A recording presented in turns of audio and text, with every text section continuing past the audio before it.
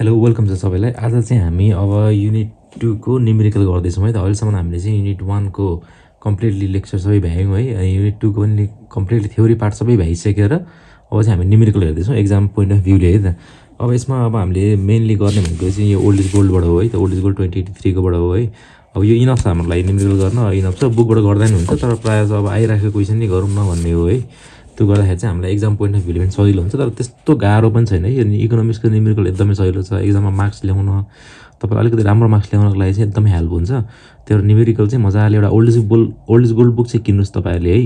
किन्नुभएको छैन भने यो भिडियो हेर्दा चाहिँ मजाले हुन्छ। त्यही पनि आफूले आफ्नो लागि चाहिँ एउटा प्र्याक्टिस गर्दाखेरि चाहिँ एउटा ओल्ड इज गोल्ड चाहिँ तपाईँहरूले किन्नै पर्ने हुन्छ है त।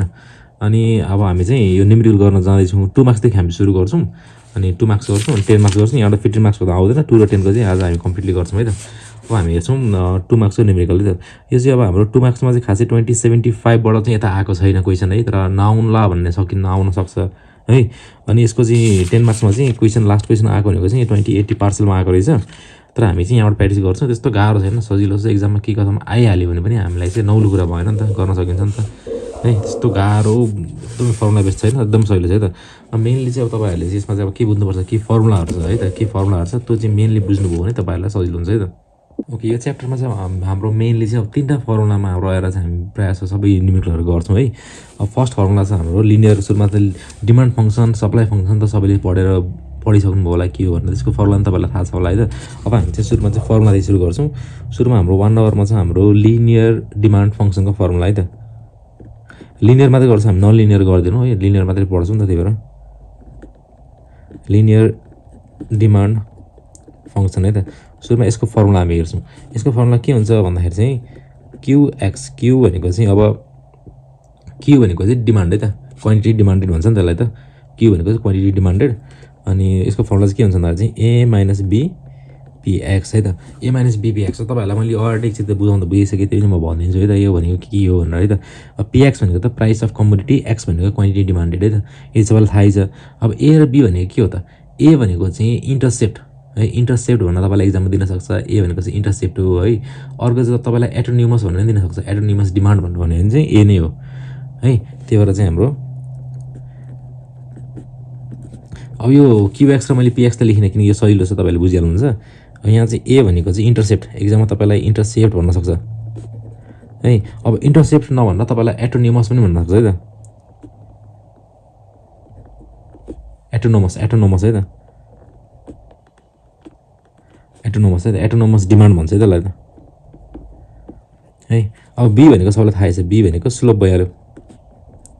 अब यति बुझ्यो भने सकिएला, हामीले लिनियर डिमान्ड फङ्सनको हामीले बनाउन सक्यौँ है त। त्यसै गरी हाम्रो 2 नम्बरमा छ हाम्रो लिनियर सप्लाई फङ्सन है त। किनकि हामी नन लिनियर हेर्दैनौँ है, हामी लिनियर मात्रै हेर्छौँ।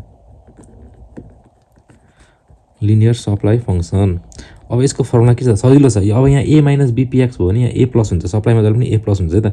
सप्लाई भने त्यो के हुन्छ भन्दाखेरि चाहिँ यो क्वान्टिटी डिमान्डेड है त। क्वान्टिटी डिमान्डेड, यहाँ डी लेख्थ्यौँ न, तपाईँलाई डी लेख्नु सजिलो हुन्छ। एक्स भन्दा नि क्युडी लेख्थ्यौँ, अनि क्युएस लेख्थ्यौँ है त।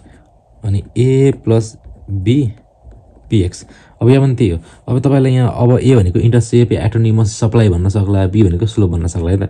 अनि तेस्रो नम्बरको फर्मुला चाहिँ हाम्रो इक्विलिब्रियम। यदि मार्केट इक्विलिब्रियम कन्डिसन, कस्तो कन्डिसनलाई भन्छ भन्दाखेरि चाहिँ तपाईँलाई एक्जाममा मार्केट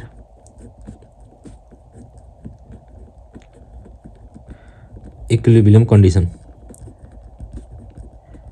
इक्विलिब्रियम कन्डिसन भन्नु तपाईँलाई चाहिँ जहिले पनि के हुन्छ भन्दा चाहिँ डिमान्ड इक्वल्स टु सप्लाई हुन्छ है। Quantity demanded equals to quantity supply हुन्छ। यो कन्डिसन मिट भयो चाहिँ तपाईँको चाहिँ इक्विलिब्रियम कन्डिसन भन्छ यसलाई चाहिँ।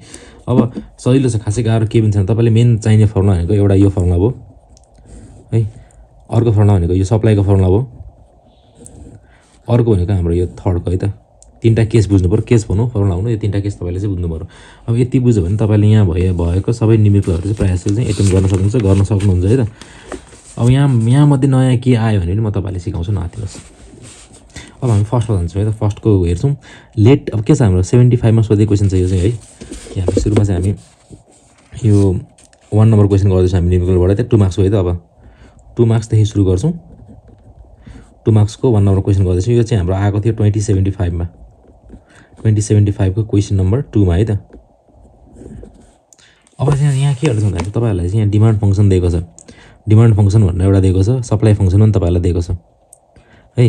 तपाईँलाई के निकाल्नु पर्ने इक्विलिब्रियम प्राइस र क्वान्टिटी निकाल्नु पर्ने सजिलो छ हैन त। सुरुमा गिभन टिप्ने तपाईलाई डिमान्ड फंक्सन के दिएको छ म चाहिँ सर्ट फर्ममा लेख्न सबै डिमान्ड फंक्सन यदि भनेर मैले टिपिन है त म सर्ट फर्ममा लेख्छु। एक्जाममा चाहिँ तपाईले फुल फेजमा लेख्नु होला त। जस्तै तपाईलाई के छ क्यूडी कति दिएको छ 100 - 5px भनेर दिएको छ है। त्यसैगरी तपाईलाई क्यूएस कति दिएको छ क्वान्टिटी सप्लाइड कति दिएको छ 20 + 5p भनेर दिएको छ है त। यहाँबाट तपाईले निकाल्नुपर्ने के हो भन्दाखेरि चाहिँ एउटा क्वान्टिटी इक्विलिब्रियम प्राइस अर्को इक्विलिब्रियम क्वान्टिटी है त। तपाईले के गर्नु पर्यो भन्दाखेरि सबैभन्दा सुरुमा चाहिँ अब इक्विलिब्रियम कन्डिसनमा छ भने इक्विलिब्रियम कन्डिसनमा हुन्छ नि त प्राय सबै इक्विलिब्रियम प्राइस र इक्विलिब्रियम कन्डिसन इक्विलिब्रियम प्राइस र इक्विलिब्रियम क्वान्टिटी निकाल भन्ने बित्तिकै अब सुरुमा के गर्नु पर्छ भन्दाखेरि तपाईले फर किनकि हामी निकाल्नु पर्दा इक्विलिब्रियममा फर इक्विलिब्रियम कन्डिसन एउटा लेख्नु होला है। For equilibrium condition QD = QS है त। क्यूडी मा कति छ हाम्रो अब 100 - 5px है त = क्यूएस मा कति छ हाम्रो 20 + 5px। अब यो सल्भ गरौँ है। अब सल्भ गर्दा कति हुन्छ 20 यता आयो भनेपछि 20 यता आयो भनेपछि 100 - 20 भनेपछि 80 भयो। अब यो -5p उता गयो भनेपछि +5p भयो। +5p + 5p कति हुन्छ 10 हुन्छ है। त्यसैगरी अब भनेपछि देयरफोर अब प्राइस हाम्रो कति हुन्छ भनेपछि 8 भयो है। प्राइस हाम्रो 8 भयो। देयरफोर हाम्रो के भयो भन्दाखेरि चाहिँ देयरफोर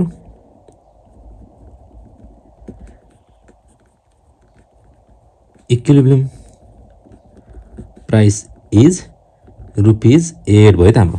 यहाँसम्म त बुझ्यौँ, यहाँसम्म के गाह्रो छैन। अब हामीले निकाल्नु पर्ने छ इक्विलिब्रियम क्वान्टिटी। अब यो प्राइसलाई जुनसुकै क्वान्टिटीमा राखेर निकाल्दा नि हुन्छ, एउटा निकाल्दा हुन्छ दुईटा निकाल्दा देखाउँदा हुन्छ, खासै फरक पर्दैन। यो प्राइसलाई म अब क्यूडीमा राख्छु 100 - 5px कति गर्दा कति आयो भनेपछि 100 - 5 × 8 भनेपछि 5 × 8 40 40 - 100 गर्दा कति आयो 60। यो भनेको हाम्रो 60 युनिट्स आयो त। क्वान्टिटी जहिले पनि युनिट्समा हुन्छ। यो रुपिस यो प्राइस चाहिँ रुपिसमा भइहाल्यो। त्यसैगरी म क्यूएसमा राखेर हेर्दा नि त एक्चुअली कति नै हुँदैछ त 20 + 5 × 8 है। यो 40 भयो। 40 + 20 60 भयो भनेपछि दुईटै सेम आइरहेछ। दुईटै सेम हुन्छ किनकि हाम्रो इक्वेसनले त्यही नै भन्छ। दुईटामा एउटा जुन निकाल्दै पनि तपाईहरुलाई भयो त। देयरफोर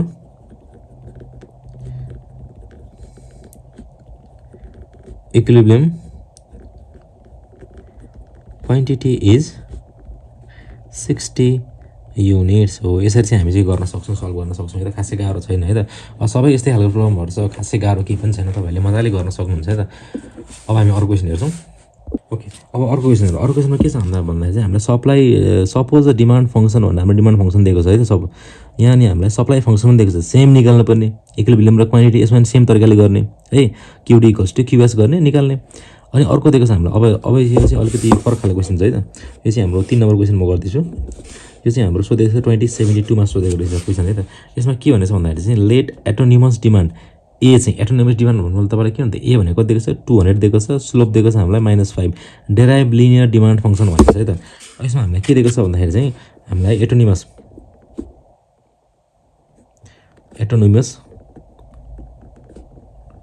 डिमान्ड जसलाई चाहिँ हामी ए भन्छौँ है त। जसलाई चाहिँ हामी ए भन्छौँ। यो दिएको छ हामीलाई 200 है। त्यसैगरी हामीलाई स्लोप अफ डिमान्ड कर्भ कति दिएको छ स्लोप अफ डिमान्ड कर्भ जसलाई चाहिँ हामी के भन्छौँ बी भन्छौँ। यो हामीलाई कति दिएको छ -5 दिएको छ। अब हामीले चाहिँ डेराइभ लिनियर डिमान्ड फंक्सन अब हामीले चाहिँ डेराइभ लिनियर डिमान्ड फंक्सन चाहिँ डेराइभ गर्नुपर्छ। अब हामीलाई थाहा छ डेराइभ अब लिनियर डिमान्ड फंक्सनको फर्मुला के छ क्यूडी = क्यूडी भनेको के हो a - b px हो। अब हामीले डेराइभ फंक्सन निकाल्नु पर्ने छ। त्यही भएर क्यूडी = a को ठाउँमा कति दिएको छ हामीलाई 200 माइनस b को ठाउँमा कति दिएको छ -5 अनि px। देयरफोर क्यूडी = 200 + 5px भनेपछि यति हामीलाई दियो। हाम्रो आन्सर चाहिएको हामीलाई यही नै हो है त। यति सजिलो छ, केही नै गर्नु पर्दैन। अब हामी जाउँ अरु हामीले खासै हेर्नु पर्दैन। हामीले यो तीनटा हेरे पुगिहाल्छ। अरु हाम्रो सेमै खालको छ है त।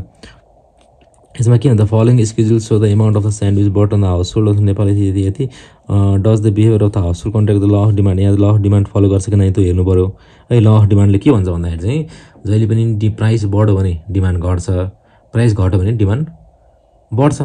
त्यो कुरा यहाँ फलो भएको छ कि नै भनेर त्यो हेर्नु पर्यो। जस्तै यहाँ 50 छ, यहाँ डिमान्ड कति छ 80 छ है, प्राइस 50 हुँदा डिमान्ड 80 छ, त प्राइस यहाँ 75 हुँदा डिमान्ड के छ, डिमान्ड पनि बढिरहेको छ। तल यसले फलो गर्यो त फलो गरेन भन्न सक्यो। त्यही अनुसारले हामीले पढे अनुसारले चाहिँ तपाईँले 3टा रिजन दिन सक्नु पऱ्यो। गिभ रिजन अब 3टा सपोज एउटा रिजन दिन सक्नु पऱ्यो तपाईँले है, किन भन्दाखेरि चाहिँ यसले डिमिनिसिङ अर्डर फलो गरेन है, किन भन्दाखेरि चाहिँ यो प्राइस इन्क्रिज भएको होला, यता पनि इन्क्रिज भइरहेछ है, त्यही भएर चाहिँ यसले फलो गरेन भनेर तपाईँ लेख्न सक्नु पऱ्यो। यो पनि सजिलो छ है। अब हामीले के दिएको छ भन्दा derive a linear demand function A = 10, B = 2 where A is autonomous demand and B is the slope of our demand curve भनेपछि हामीले के निकाल्नु पर्यो, यहाँबाट हामीले के निकाल्नु पर्यो, लिनियर डिमान्ड फङ्सन निकाल्नु पर्यो। त्यही अघि जस्तै गर्ने A र B दिएकै छ है, तपाईँले त्यसमा हालिदिनु पर्यो। जस्तै यसमा के हुन्छ, यो 5 नम्बरमा के हुन्छ भन्दाखेरि चाहिँ डिमान्ड फङ्सन हाम्रो थाहै छ।